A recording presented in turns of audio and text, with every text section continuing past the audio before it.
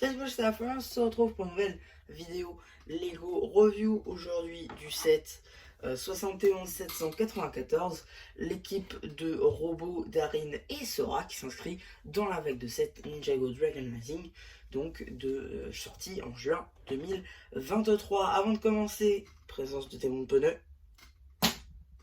Et maintenant qu'on a eu donc cette information qui est si importante, on peut maintenant commencer par les figurines. Ensuite, sur de Lloyd, voilà, je vais passer brièvement dessus parce qu'on l'a déjà trop vu sur la chaîne. Donc voilà, je vous renvoie vers la dernière vidéo si vous voulez plus de détails. Mais voilà, on l'a déjà trop vu, deux expressions faciales, voilà, katana doré en termes d'accessoires, voilà, c'est pas nouveau. Du coup, ici, vous avez la figurine Darin qu'on a déjà vu sur la chaîne. Là encore, dans le robot donc, de Sora, dans le magazine de septembre 2023, voilà, avec sa fidèle pièce de grappin en termes d'accessoires. Donc du coup, cette figurine de Harry, bien évidemment, voilà, bon, elle n'est pas très exclusive non plus, puisqu'on la retrouve dans pas mal de sets, notamment ici le Ninja Team Mech, le robot de Sora, on l'a déjà dit. Voilà, c'est assez facile d'avoir cette figurine. Néanmoins, elle reste très sympa, malgré sa mono expression faciale. Du coup, ici, vous avez la figurine de Rapson, justement, donc on peut retrouver donc dans le set du, bien évidemment, Ninja Team Mech qu'on est en train de voir tout de suite maintenant, dans le robot de Sora, voilà, donc dans pas mal de sets, on peut le retrouver pour le coup, cette figurine, même dans le polybag d'entrée de gamme. Donc voilà, c'est pour le coup une figurine qui est assez récurrente, qui est pas trop difficile à avoir, mais voilà, ça reste une figurine très sympathique, avec donc ces fameux cheveux semblables à ceux de Crux, mais cette fois-ci en blanc, une nouvelle tête avec une nouvelle visière, voilà. Il dispose d'ailleurs d'une seconde expression faciale.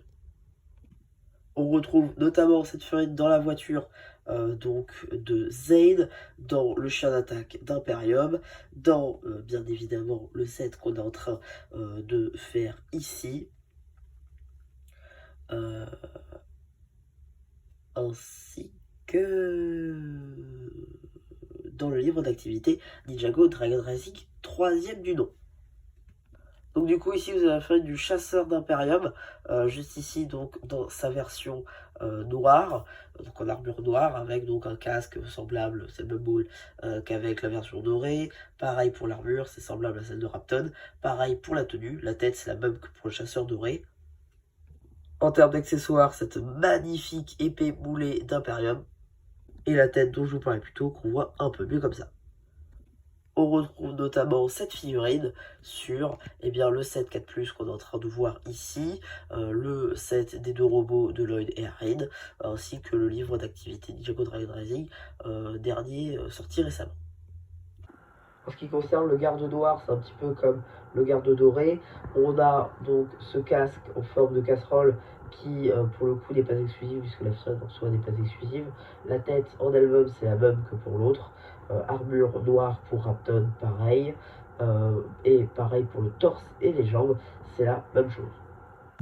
À présent que nous avons vu les figurines, on peut commencer avec les robots. Juste viens la boîte pour qu'on ait un peu plus de vision quand même. Ce sera plus sympa. On va commencer par le robot d'arène parce que c'est le plus petit. Donc déjà, on a ici une pièce de tête de dragon qui est juste magnifique. Elle est magnifiquement topographiée des deux côtés. C'est incroyable. Ici, on a donc une pièce topographiée 2x2 ronde dorée avec les impressions des sets Evo. Là, qui est aussi présente dans la série, puisque bon, je tourne cette vidéo, on est littéralement 2 jours après la diffusion des épisodes de la partie 2. Donc on a enfin vu ces robots. Ça aussi qui m'a motivé à faire les vidéos, je vais pas vous mentir. Ensuite, ici, les pieds, on voit que c'est des pieds plats. Tac, voilà. Il tient. Ensuite, on a une porte pour mettre une figurine. Voilà. Comme toujours, je prends l'exemple avec ma figurine. Voilà. Ça marche, franchement, ça marche très bien. Tac. Ici, du coup, on a des petites lames pour faire les épées du mecha, tout simplement. Ici, on a les bras du mec. Voilà. Les jambes qui sont faites, en fait, à partir, ici, des portes pour les mecha Marvel. Ça, pour le coup, c'est pas mal. Et je trouve qu'il est assez représentatif de ce qu'on peut voir dans la série. Et donc ça, c'est un bon point. On verra qu'il y aura une fonctionnalité avec lui juste après. Mais on va commencer direct par le robot de Lloyd. Tac. Donc du coup, déjà, je vais lui enlever son arme pour qu'on puisse la voir de plus près. Voilà. Donc du coup, sa lame est très longue, pardon, longue, pardon. Donc voilà un petit peu à quoi ça ressemble. C'est assez gros, c'est plus grand que lui. Voilà, voilà un petit peu, c'est assez grand, on va pas se mentir. Néanmoins, ça fait le taf, je trouve. Et c'est assez représentatif de l'épée, enfin de la lance qu'on peut voir dans la série. Donc, bon point encore ici. Ensuite, du coup, là on a des petites chaînes, on va voir que c'est pour la fonctionnalité dont je vous ai parlé. Là, on a la tête qui peut être bougée pour... Tac, on va prendre la sirène encore une fois. On va la mettre à son poste. Tac. Et voilà. On a donc ici une figurine qui est dedans. Là, on a les bras qui bougent un peu, sauf s'ils sont bloqués. Voilà. Il y a surtout ça qui bloque des fois, donc ça c'est un petit peu dommage. Tac, parfait ici. Là, en fait, ça reprend un peu la construction qu'on avait eue sur le robot Evo de Jay. C'est un peu la même construction, mais un peu moins grossier, on va dire. C'est plus fin, je trouve. Ce robot est plus fin que l'autre. Je ferai peut-être une comparaison de ces quatre. Mais ici, du coup, vous avez les vrais pieds du mecha. Parce qu'en fait, en dessous, c'est juste les espèces de chaussures typiquement asiatiques qui sont ici. Voilà, sur ici, bah, le robot. C'est aussi le cas dans la série, donc c'est plutôt cool. Là encore, c'est un bon point.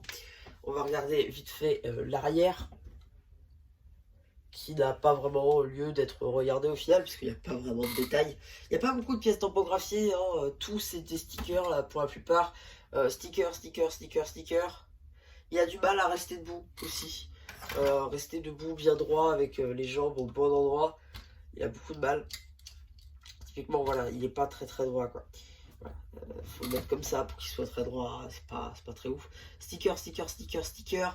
Voilà, sur la face avant, il n'y a pas vraiment de sticker à part sur les pales techniques. Voilà. Et donc maintenant, on va pouvoir faire la fonctionnalité que vous attendez tous et toutes. Tac. On va mettre les pieds du coup dans les espèces de tuyaux qui sont prévus à cet effet. On va aussi venir à l'aide de cette brique 2x4 technique. On va peut-être aussi réduire les tailles des bras. Tac. On va ensuite faire ci.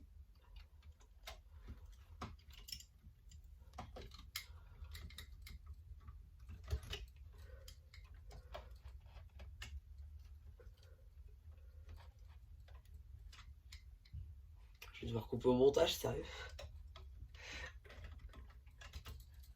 Voilà. Enfin. J'en ai marre. Tac. Et ensuite, on va venir, du coup, brancher ça à l'aide des chaînes. Et en gros, voilà un petit peu ce que c'est censé nous donner. Tac. Un robot en équipe. Les bras peuvent toujours bouger. Et ça nous fait un gros robot de la mort. Non, franchement, il est assez sympa pour sa fonctionnalité. Même si j'avoue que c'est peut-être un peu dur à mettre en place. Mais non, franchement, ça passe, ça se fait très bien. On est ici sur un bon gros robot. Il est très bien, franchement. Bon, après, le prix, c'est peut-être un peu cher, 90 €. C'est vrai que c'est un peu cher, on va pas se mentir. Même si vous le trouvez à 80, 75, ça peut être encore sympa.